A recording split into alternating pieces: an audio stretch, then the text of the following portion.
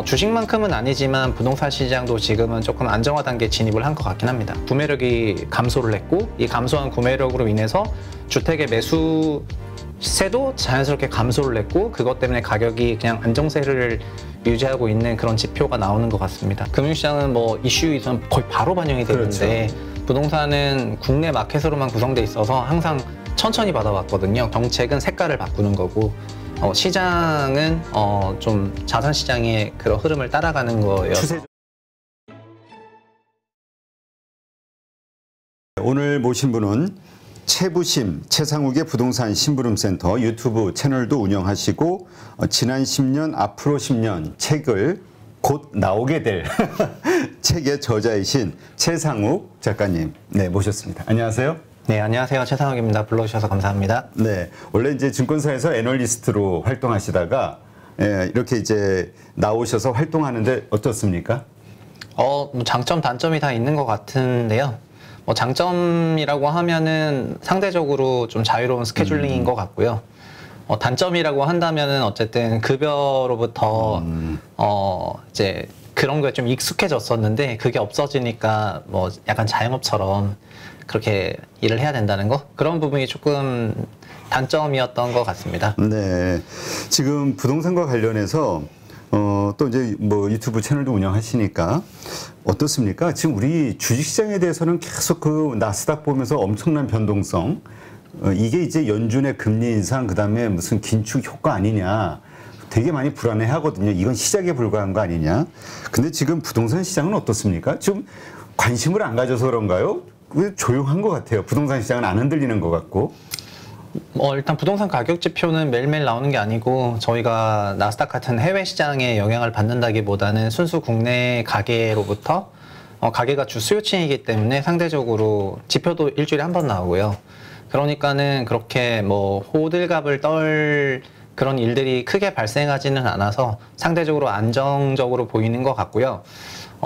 다만 부동산 시장도 작년 4분기에 가격 기준으로 좀 정점을 찍고, 그리고 올해부터는 뭐 고점 대비 10% 내외로 하락한 그런 단지들이 상당히 좀 많이 나오고, 전반적으로는 가격 안정세에 진입을 한 것 같아요. 그리고 거래량도 상당히 소강 상태다 보니까 주식만큼은 아니지만 부동산 시장도 지금은 조금 안정화 단계에 진입을 한 것 같긴 합니다. 네.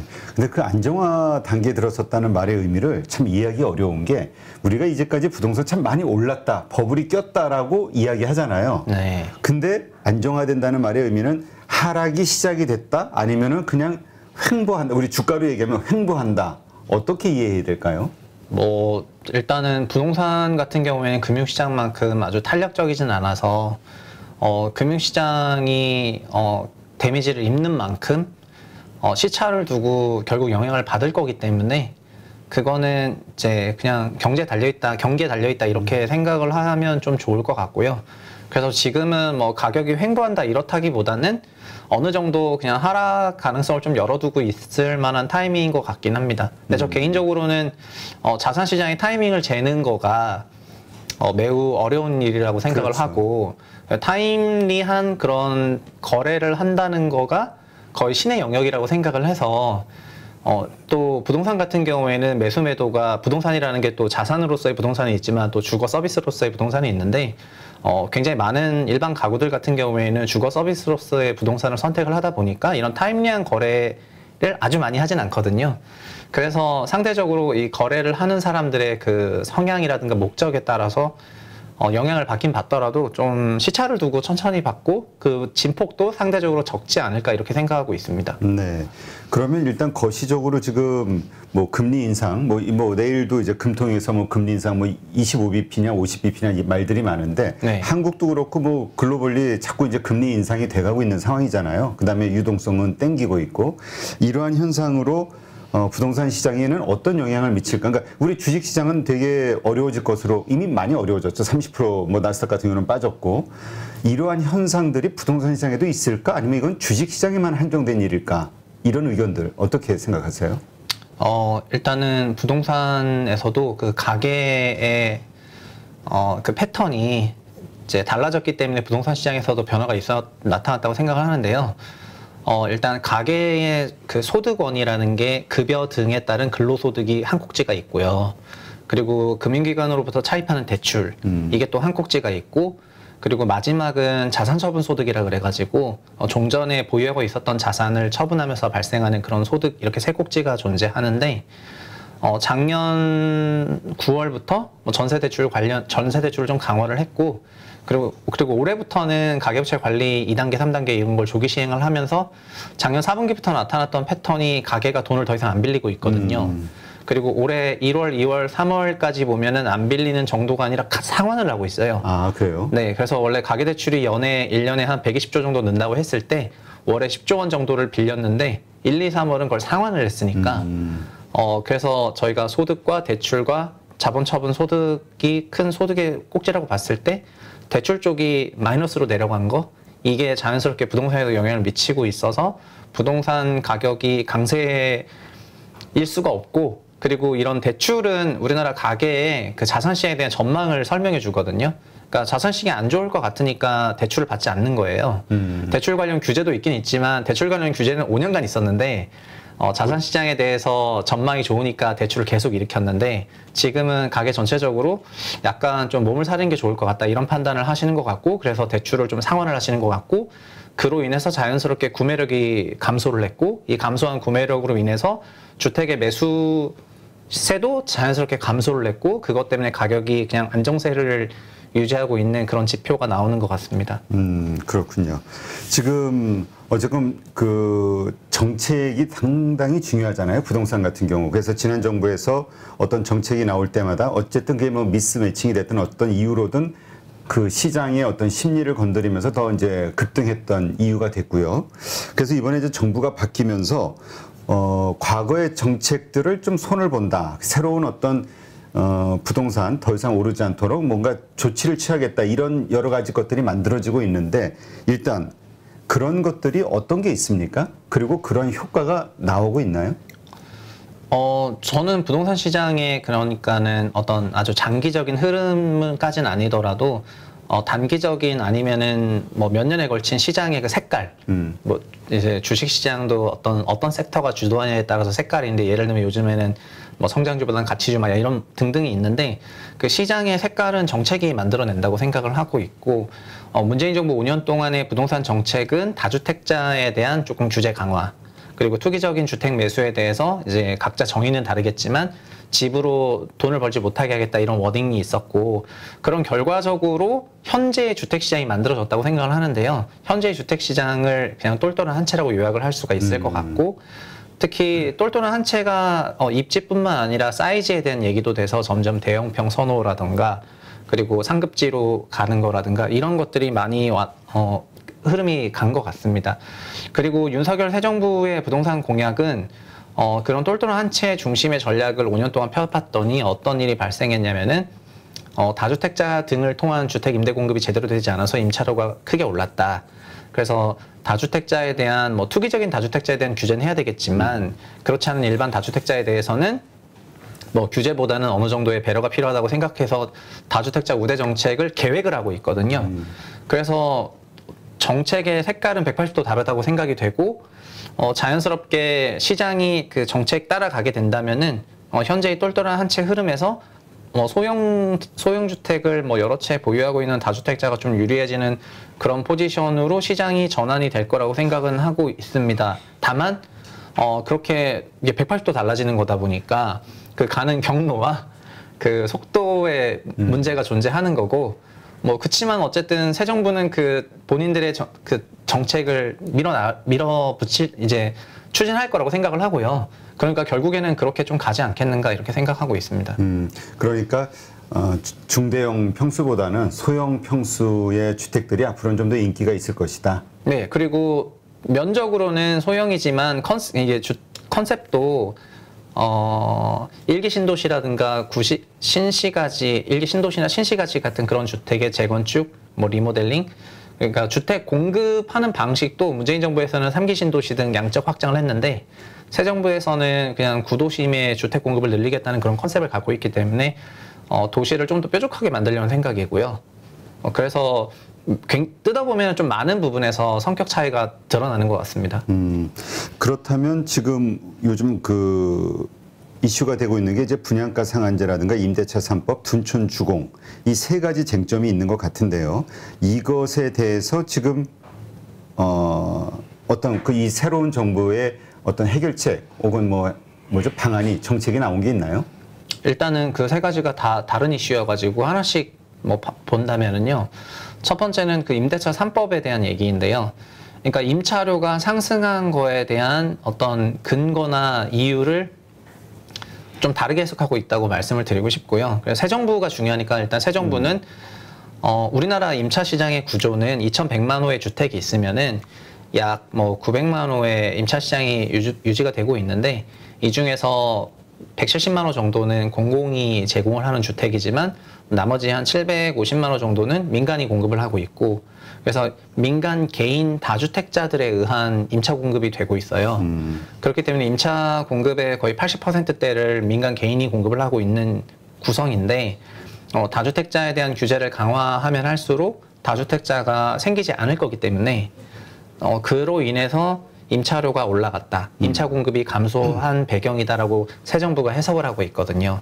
그래서 앞으로의 정책에서도 이 다주택자들을 지금처럼 양도세 중과라든가 보유세 중과라든가 취득세 중과 같은 그런 다주택자의 규제를 강화하는 쪽이 아니라 다주택자를 좀 더 완화해서 좀 임차주택을 공급하도록 완화할 생각을 하고 있다 보니까 그렇게 문제를 좀 풀어나가려고 하고 있고 규제 완화 쪽으로 다주택자에 대한 규제 완화. 네네. 그리고 다만 그렇게 하면은 일종의 좀 조삼모사가 발생을 하는 게 주택 수가 고정인데 다주택자가 늘어난다는 거는 한 명이 여러 주택을 갖고 있다는 거가 되기 때문에 자가주택 시장이 또 스퀴즈가 된다는 거여 가지고 그렇죠. 과거 문재인 정부 5년 동안에 주택임대 사업자라든가 다주택자 그 부양책이 있을 때 시장을 보니까 소형주택 가격이 굉장히 크게 오르고 이런 일들이 발생을 해서 누군가는 주택을 추가로 건설을 해야 되지 않습니까? 그렇죠. 그래서 그 주택 건설을 하는 주체를 개인들은 집을 아파트 단지를 개인이 짓진 않으니까 기업들을 통해서 임대주택을 좀 공급할 수 있도록 기업형 임대주택 제도도 좀 부활을 시키고 이런 식으로 신규 임차주택 건설은 기업형 임대주택으로 하고 그리고 민간 시장은 아무 좀 다주택자를 규제하니까 똘똘한 채로 너무 가버리니까 그냥 다주택자를 좀 더 완화해가지고 이렇게 임차 문제를 풀려고 하고 있습니다. 그러니까 이제 사실 그동안 가격이 올랐던 이유, 여러 가지 정책 실패에서 찾는 분들도 있고 여러 요소가 있는데 어쨌건 물량이 안 나온다. 그 물량을 해소하게 하기 위해서는 규제 완화, 세금이라든가 가지고 있는 다주택자들에 대한 이런 얘기가 있었죠. 이런 쪽으로 일단 방점을 찍고 있다. 이렇게 이해하면 되겠네요. 네, 그러니까 똑같은 50만 채를 공급하더라도 그거를 무주택 가구에게 배분을 하는지 아니면 다주택 가구가 취득을 하고 그거를 임차주택으로 공급할지에 따라서 자가시장과 임대시장의 영향을 따르게 받을 거기 때문에 달라질 수밖에 없는데 새 정부의 해석은 그거를 너무 다주택자가 가져가지 못하게 하면서 임차주택이 좀 임차료가 올랐다고 이렇게 해석을 하니까 자연스럽게 이쪽으로 완화를 선택을 한 것 같고요. 그래서 일각에서는 주택임대사업자 제도를 부활하겠다는 그런 새 정부의 정책이라던가 기업형 임대주택 제도를 이것도 다 박근혜 정부 시절의 정책이었는데 주택임대사업자 제도도 박근혜 정부 시절의 정책이었거든요. 그래서 박근혜 정부 정책 시즌2라고 부르는 사람이 많으시고 그 당시 정책을 보통 잘 모르세요. 문재인 정부 5년 동안 규제만 받았기 때문에 그 이전 5년 동안에 무슨 일이 있었는지를 기억을 못 하시는 분이 많이 계실 수밖에 없는데 그때는 다주택자를 우대하는 정책을 썼거든요. 그때도 경기가 안 좋았을 때니까 부동산 경기가. 네, 맞습니다. 맞는데 박근혜 정부 중후반부터는 이제 주택시장 완전 랠리가 일어나긴 했습니다. 근데 다주택자에 대한 규제 완화로 인해서 또 공급 축소도 하고 이렇게 했었는데 다시 그때로 좀 돌아가는 거여서 그때를 생각하시는 분들이나 부동산 시장을 오래 보신 분들은 그럼 박근혜 정부 시즌2 정책이 지금 다시 재현이 된다면 지금으로 보면은 똘똘한 채가 영원할 것 같지만 결국에는 또 다시 다주택자 시대가 되면서 소형주택이라든가 구도심 중심으로 좀 강세가 다시 오지 않겠냐 이렇게 생각하시는 것 같습니다. 네, 그러니까 이것도 이제 그러니까 결국 그 하나의 그 정책을 놓고 이제 양쪽 해석하는 방향이 다 다르니까 이게 다시 또 부동산 가격에 불을 지피는 거 아니냐 걱정하시는 분들도 있는 거고 네. 과거처럼 네. 그렇지 않다. 좀 임차가 많아지면 굳이 뭐 집을 살려는 욕구 수요가 좀 줄지 않겠냐. 네. 뭐 이렇게 그러니까 이제 시장이 앞으로 어떻게 나올지를 이제 지켜봐야겠네요. 네, 특히 거기서 가장 제일 중요한 정책적인 쟁점 요소는 주택임대 사업자 제도이고요. 주택임대 사업자 제도는 2015년 1월에 박근혜 정부 때 시작을 했는데요. 주택임대 사업자 제도가 종합부동산세를 비과세 받을 수가 있고 양도소득세를 최대 80%까지 감면받을 수 있도록 그때 기획이 됐기 때문에 상당한 세제 혜택을 갖고 등장을 했거든요. 그러다 보니까는 다주택자 아닌 사람도 전세 끼고 집 사놓고 주임사 등록하면 되겠다 이렇게 생각을 해가지고 2017년과 2018년도에 굉장히 평년 대비 2배 이상의 주임사 등록과 함께 소형주택 가격이 랠리를 일으켰고요. 기억하실 수도 있는데 2018년까지는 34평 국민주택 규모 가격이 40평대 그 터까지 쫓아가가지고 그래서 소형주택 전성시대라고. 그랬죠. 그리고 1인 가구, 2인 가구가 늘어나니까 소형주택 가격이 강세다. 이렇게 해석을 했거든요. 지금은 대형주택 전성시대지 않습니까? 그렇죠. 네, 근데 그게 정책적인 영향으로 그렇게 그 당시에 갔었는데 그거를 기억하시는 분들이 지금 다시 주택임대 사업자 제도를 부활시키면 또 양도세 혜택 받고 종합부동산세 비과세 받고 그러면서 또 투기적인 수요가 나올 수도 있다고 생각을 하니까 돈 있는 사람들 결국은 또 계속 다 사모으는 거 아니냐. 네, 그래서 주임사 제도를 일단 새 정부는 부활한다고 공약을 했는데요. 그 새 정부의 공약을 결국에 주택임대 사업자 제도는 민간 임대주택이라는 특별법을 바꿔야 되는데 그거를 또 민주당에서 다른 생각을 하고 있을 거 아니겠습니까? 그렇죠. 자기네 정책과는 반대니까. 네, 그래서 그 제도가 일단 가장 쟁점 제도가 아닌가 이렇게 생각이 됩니다. 네, 이게 어떻게 해결이 되는지에 따라서 또 앞으로 시장이 어떻게 변할지. 네, 부활할지 말지 이게 굉장히 중요한 그냥 변화 포인트가 아닌가 이렇게 생각됩니다. 네, 지금 분양가 상한제는 어떻습니까? 지금 뭐 최근에 재건축 뭐 이런 거 할 때. 뭐 건설회사에서 입찰을 아예 그냥 구경도 안 왔다 이런 얘기가 있더라고요. 그거는 이제 공사 원가가 올라간 부분 때문이어서 그 분양가 상한제는 아니긴 하지만은 그러니까 최근에 러시아 우크라이나 그런 전쟁 사태로 그 건설 물가 지표가 굉장히 많이 올랐고요. 그렇죠. 그것 때문에 지금 건설이라는 게 장기간에 걸친 인도물을 전달해야 되는 그런 사업인데 건설 공사 지수는 LH가 3월과 9월에 발표를 하는데요. 지수가 1년에 2번 발표가 되는데, 근데 실제 가격은 그렇지 않지 않습니까? 실제 가격은 그냥 실시간 반영이니까. 그렇죠. 그래서 뭐 실제 가격은 예를 들면 더블 났는데 지수는 8% 오르고 이렇단 말이에요. 그래서 건설사들 입장에서는 그 건설공사 지수가 올라간 부분에 비례해서 공사비 도급을 증액할 수가 있는데. 현재 기준으로는 이제 계약을 하고 공사를 하면 할수록 마이너스가 난다고 생각을 하니까 공사비가 일정액이 안 된다고 생각하고 뭐 컨틴전시 플랜 돌렸는데도 버퍼가 없다고 생각하면은 입찰 못 해버리는 거죠. 그러니까 네. 돈이 안 남는다. 하면 마이너스인데 마이너스다. 그걸 어떻게 수주를 해요? 그래서 얼마 전에도 그 신흥 1구역이라고 성남시에서 그 성남 구도심 재개발 사업 중에서 4,000세대 넘어가는 대규모 단지가 있었는데 입찰 설명을 했는데 안 왔죠. 그러니까 그쪽 그 조합 발주처에서는 뭐 평당 495만 원의 공사비를 해달라 이렇게 요청을 했는데 지금 건설사들은 그 가격으로 수주하면 우리 망한다, 이제 마이너스 난다는 이런 부분이어서 그러면은 더 높여줘야 되는데 이게 질문하신 분양가 상한제랑도 연결되는데 그럼 조합 입장에서는 조합이라는 사업의 수익은 분양 가격이 매출이고 공사비는 원가인데 원가적인 요인은 엄청나게 올라왔는데 분양 가격인 매출을 높이지 못하는 상황이 되면은 그 조합 입장에서도 이게 마이너스인 거잖아요. 그렇죠. 그러니까 조합에서는 자연스럽게 공사비 원가 올라간 거 봤지. 그래서 코스트 푸시로 우리도 분양 가격 즉 매출을 높여야 된다. 그러니까 분양가 상한제를 풀어달라. 이런 주장을 굉장히 많이 하고 있고 새 정부의 분양가 상한제 공약은 분양가 상한제를 폐지하겠다는 건 아니고 분양가가 토지비 플러스 건축비 같은 그런 원가 방식으로 돼 있는데 실제 들어가는 비용을 원가에 가감하지 않는 게 추가하지 않는 게 너무 많다. 그러니까는 좀 현실화하겠다는 거거든요. 그러니까 너네가 들어간 돈이 그렇게 많아? 그러면은 그 돈을 분양가에 넣을 수 있도록 가산비로 좀 넣어서 넣을 수 있게 해주겠다. 근데 조합에서는 그게 아니고 아니 저희는 지금 시가가 이만큼 올랐으니까 이만큼 좀 시장 가격에 분양할 수 있고 싶은데 분양 원가 방식을 하면은 원가 방식이라는 게 뭡니까? 마진이 높을 수가 없잖아요. 그렇죠. 그러니까는 조합은 아쉬울 거 아니에요. 그러니까 여기서는 좀 풀어주길 바라고 있는 것 같고 정부에서는 좀 현실화하겠다고 해서 눈높이가 좀 다른 거예요. 그렇죠. 그러니까 네.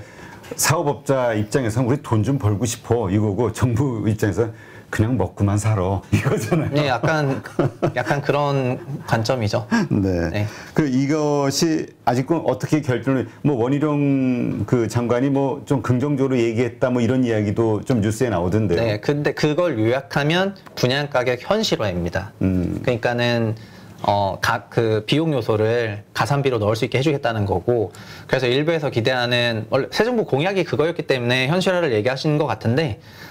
시장에서는 그런 규제들이 없어질 걸 기대하잖아요. 그렇죠. 새 정부에서는 여러 가지 규제들을 좀 다 없애주지 않을까 하는 막연한 기대가 있어서 분양가도 왠지 좀 폐지하지 않을까 이런 좀 더 한 단계 앞선 기대를 하고 있는데 그런 기대에 부응하는 내용은 아니어서 그냥 원래 있는 말을 한 거라 좀 아쉽긴 하죠. 서프라이즈가 아닌 거죠. 그러니까 정책 서프라이즈는 없었어요. 알겠습니다. 그러니까 그 크게 뭔가 확 달라지는 그런 거는 아직은 없다. 이렇게 봐야 되겠네요. 네, 현재로서는 없고 다만 그 새 정부가 지향하는 비전이 좀 달라서 이제 그렇게 가는 거고요. 그리고 아까 주택임대사업자제도 말씀드린 건데 그게 정말 큰 변화 중에 하나인 것 같고, 그리고 뭐 전반적인 세제 관련해서 규제 완화해주는 이런 것도 큰 변화 중에 하나인 것 같고, 주택 공급의 위치적인 측면에서도 넓게 가냐 뾰족하게 가냐 뭐 이런 거가 큰 방향인 것 같고 그렇습니다. 네, 알겠습니다. 그러니까 지금 새로 정부에서 추진하고 있는 여러 정책들 아직 뭐 그렇게 모든 게 확실해지진 않았지만 지금 방향성으로 봤을 때는 어쨌건 그 시장 참여자들의 그 뭐라 그럴까 기대만큼 뭔가 네. 확 달라지는 어떤 그런 행보는 보이지 않고 있다. 네. 이 정도로 정리가 되겠네요. 네. 그리고 가장 큰 변수로는 주택임대사업자 이게 다시 부활되느냐. 네, 그거에 대해서 그렇죠. 예전에는 뭐 몇백 채씩 가지고 있는 막 뉴스 나오고 그랬잖아요. 근데 어떤 개인이 막 몇백 채씩 갖고 계시고 그런 것들을 좀 너무 투기적으로 봐서 주택임대사업자 처음엔 주택임대사업자 제도가 이게 재작년에 임대차 3법을 시행을 할 때 좀 한번 화두가 된 적이 있었는데, 주택임대사업자 제도는 임차인의 주거비를 종전 임차인이든 변경 임차인이든 항상 5% 이내로 관리를 해야지 세제 혜택을 줘요. 그러니까는 누가 되더라도 임차료가 낮은 레벨이어서 2020년에 임대차 3법 하면서 임차료가 한번 크게 폭증하는 과정에서 이 주택임대사업자들만이 가장 낮은 임차료로 어차피 올리질 못하니까 그분들이 그런 가격에 냈는데, 그래서 주임사자들이 그때 뭐라고 얘기했냐면은 아니 처음에 박근혜 정부 때 주택임대사업자 제도를 촉진했고 정부가 하라는 대로 했고, 심지어 문재인 정부에서도 초창기에는 주택임대사업자 등록 활성화라 그래서 열심히 등록을 했는데 갑자기 어느 순간 2018년 9.13부터 우리를 투기적인 세력으로 보고 그 다음에 규제를 하기 시작하더니 이제는 혜택도 다 없애겠다 그러니까 주택임대사업자 등록하신 분들이 이제 굉장히 화가 나 있는 그런 상태였는데, 또 2020년에 임대차 3법 때 임차료가 폭등하는 국면에서 주택임대사업자가 가장 낮은 임차료를 제공하니까 봐라 우리가 제일 낮은 임차료를 내지 않냐 이렇게 해가지고 그것 때문에 아마 새 정부에서 주임사자가 뭐 이러이저러한 요금 많이 먹었지만 소형주택 가격 올리긴 한 건데 임차료를 낮게 공급한 주체는 좀 맞았던 것 같다 해가지고 주임사를 부활하겠다는 게 공약으로 들어가게 돼가지고, 그래서 이 주택임대사업자 제도를 바라보는 입장에서는 여러 가지 관전 포인트가 존재하는 거죠. 네. 그러니까 이것이 실행이 됐을 때 부동산 가격이 다시 상승하는 촉매제가 될 것이냐, 아니면 정말 안정화되는 완전 극과 극이네요. 네, 근데 저는 이제 서두에 말씀드렸는데 정책은 색깔을 바꾸는 거고 시장은 좀 자산 시장의 그런 흐름을 따라가는 거예요. 추세적으로는 이제 하락 쪽으로 좀 간다. 모르겠습니다. 단기적으로요. 지금 어쨌든 매크로 환경이 올해랑 내년에 좀 불안해질 가능성이 높다 보니까 그거를 부동산도 어느 정도 흡수할 건데, 다만 좀 비탄력적이니까 흡수하는 속도가 천천히 갈 거 아니에요. 금융시장은 뭐 30%씩 조정받았는데 부동산은 뭐 5 내지 10% 이 정도 조정받는 순에서 좀 천천히 가면서 뒤로 가면서 영향을 받지 않을까 이렇게 생각을 하고 있고요. 그리고 정책은 좀 그 안에서 그 흐름 안에서 색깔을 만들어낼 것이고 그리고 부동산도 근본적으로는 수요하고 공급이라는 이슈가 존재하는 건데 그래서 새 정부는 주택공급 계획도 이제 첫 번째 부동산 정책으로 발표하겠다고 얘기를 했고요. 그리고 수요는 아까 말씀드렸던 것처럼 소득과 대출과 처분소득이라는 게 존재하는 건데 지금 대출 같은 경우에는 좀 약해지고 있다 보니까 전체적으로 좀 약세장이 이어질 것 같긴 합니다. 뭐 근데 사실 그냥 모든 시장 참여자들의 대부분은 그냥 자연스럽게 주식시장 조정받은 것처럼 부동산 시장도 조정받지 않겠어? 자산 시장으로서? 네. 그냥 그렇게 생각을 하고 있는 거예요. 맞아요. 조정을 받는데 좀 시차를 두고 좀 비탄력적이니까 조정받는 속도가 느리다는 거죠. 네. 금융시장은 뭐 이슈 있으면 거의 바로 반영이 되는데 그렇죠. 부동산은 국내 마켓으로만 구성돼 있어서 항상 천천히 받아왔거든요. 08년 금융위기 때도 08년 글로벌 금융위기 시장 완전 크래시 났지만 주가지수 거의 반토막 날 때 부동산 완전 스테이블하다가 3년 지나서 빠졌거든요. 그래요? 네, 그래서 그런 이제 시차적인 부분이 존재하기 때문에 이게 뭐 안 빠진다 이게 아니고 뭐 영향을 나중에 받는다 이렇게 생각을 하시면 될 것 같습니다. 네, 알겠습니다. 누구나 1시간 안에 200개 종목에서 좋은 종목을 고를 수 있는 그런 능력을 배양할 수 있도록 제가 도와드리려고 그렇게 하고 있습니다.